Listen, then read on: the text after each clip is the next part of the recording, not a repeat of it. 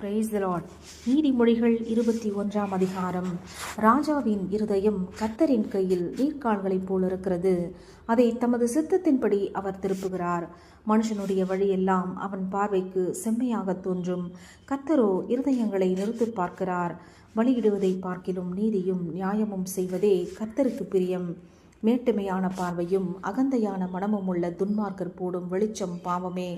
ஜாக்கிரதை உள்ளவனுடைய நினைவுகள் செல்வத்துக்கும் பதறுகிறவனுடைய நினைவுகள் தரித்திரத்துக்கும் ஏதுவாகும்.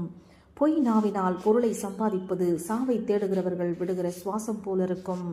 துன்மார்கர் நியாயம் செய்ய மனதில்லாதிருக்கிறபடியால் அவர்கள் பாழ்கடிக்கப்பட்டு போவார்கள். குற்றமுள்ளவன் தன் வழிகளில் மாறுபாடுள்ளவன், சுத்தமுள்ளவனோ தன் கிரியையில் செம்மையானவன்.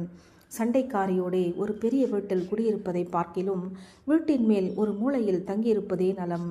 துன்மார்க்கனுடைய மனம் பொல்லாப்பை செய்ய விரும்பும்.